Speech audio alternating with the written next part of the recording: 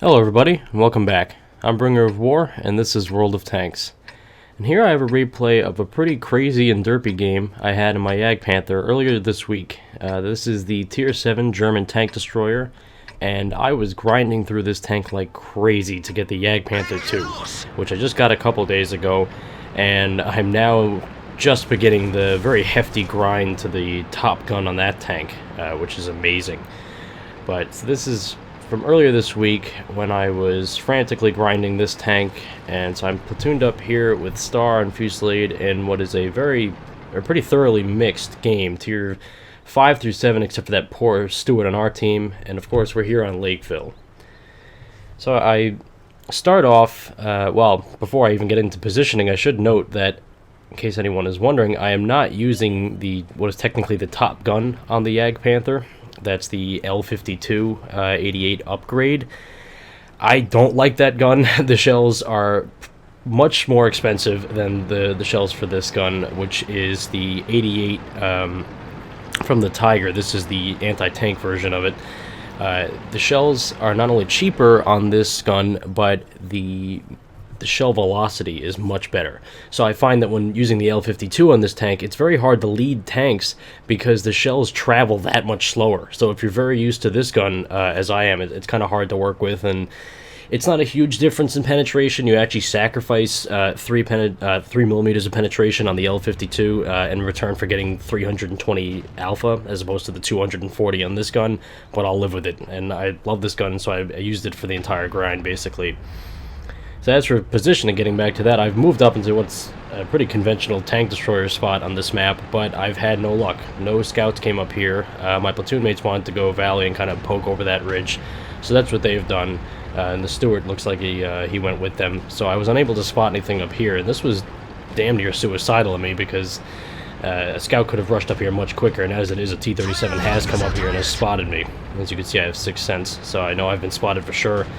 And there we go. He starts putting shots into me, and I'm trying to back off, but also get a shot into him. Track him there. Bit of bad luck. Again, I'm looking for another shot. There we go. First shot into the T-37, who lives quite a long time in this game. He comes back to haunt me later, but we'll see him a bit later. As for the moment, the town is not looking too great. A couple guys we had in there are getting overwhelmed, and there's only one left, and he doesn't have long to live. And so I'm trying to get a shot possibly on this Cromwell if he decides to poke out, or anybody else who kind of sticks their neck out around that church over there, but no luck. Can't get any shots on anyone. So I'm pulling back, fearful that this T-37 is going to keep lighting me up, and then the guys in the town will be able to shoot across and take me out. Now, the valley is looking better than the town is. One of my platoon mates, let's see who's, that's Star, of course. Fusillade is right next to me. Star has pushed over in the valley along with a Type T-34, but they are heavily outnumbered and outgunned there, and so hate to spoil it, but they don't have long to live, and there you go. There goes Star, and that Type T-34 passes away pretty shortly thereafter. And there we go. We've taken out the first one of the guys to come out of the town, that IS. And now, taking a couple shots at this Cromwell, who insists on sitting still for me, so who am I to complain? If he's going to sit there, I'm going to take the shots. But again, this T-37 is pushing up the road, and he's starting to harass, well, he's harassing that Tog and the Wolverine, and I think because he was spotting him, the Wolverine was just taken out by enemy artillery. So I'm pulling back just a little bit further. This Tog's about to go, and I want to be in some cover in case any more enemies come out of the town. We're now down by 2 tanks. The Type T-34, oh, I guess I misremembered this. The Type T-34, I'm surprised that he's still alive, but he's not going to survive this in the long run. So again, the Cromwell reappears, take a shot at him, finally finish him off. That's 1 tank removed, but we're still, again, down by 2, now by 3. And this T-37 again is moving up to spot. Worried about him, but for the moment, at least our backs are safe because this Type T-34 still hasn't been taken out.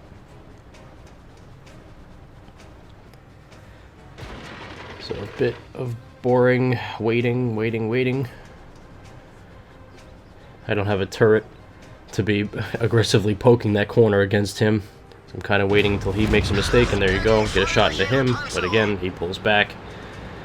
So I don't get to finish him off, and I'm pulling back myself because I've been spotted, and again, I'm worried about possibly getting shot from the town.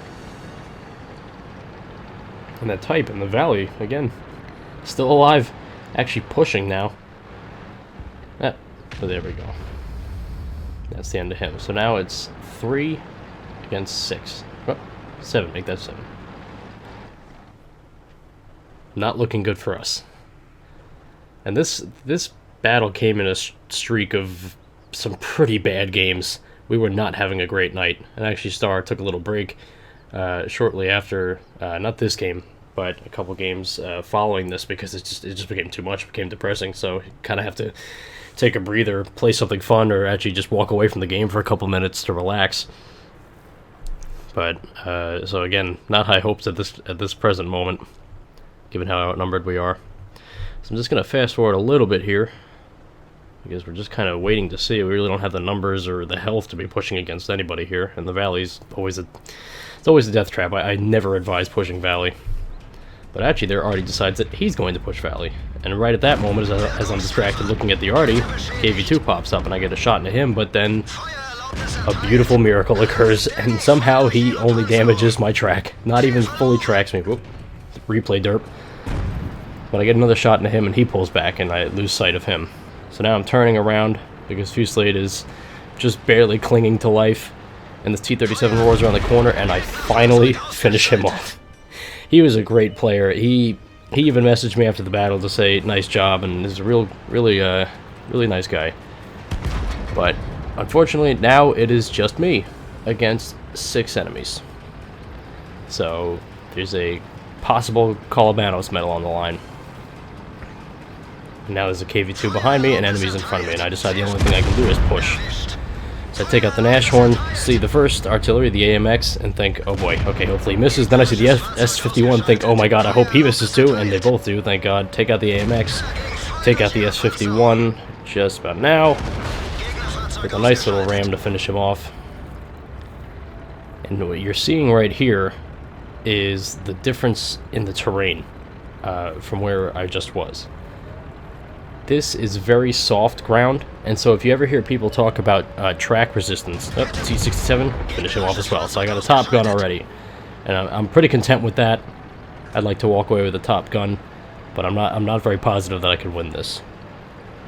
But back to the ground for a second. The reason I'm turning so slow, and I don't have any reason to be doing so, my engine's perfectly fine and the tracks are damaged, but that's not going to make a huge difference. It has to do with the terrain. Another miracle, KV2 misses. And this is very soft terrain, so most tanks will have trouble with this kind of terrain, and they won't be able to turn very well. And so that's exactly what you're seeing happening here. And it's very hard to accelerate, and so this is a risky move on my part. But I'm thinking I can't poke this corner. I don't have a turret, so I've got to try to get a better angle on him, and I'm hoping against hope that I don't get spotted, but unfortunately I do. The KV2 sees me. And you're probably screaming right now, what are you doing? Don't go around that corner. He knows exactly where you're coming from. And I'm thinking that, maybe if I do exactly that he'll get psyched out in some way and miss. And I'm trying to goad him into taking a shot here, and he won't do it, so I'll take a shot at him. And he misses because he's shooting back, probably in frustration. Take a shot, finish him off. So it's now just me and the Wolverine. So at this point, I'm pretty excited. It's one-on-one. It's even, once again. I've already got the top gun for sure, but I'm hoping I can still win this. And another part of me is thinking, oh man, this would be embarrassing if I get killed by the Wolverine, which is still possible here. He probably 2 shots, he can kill me, and there you go. Did you see it? The Wolverine drowned himself. Don't ask me why. Don't ask me how. I have no idea why he did that.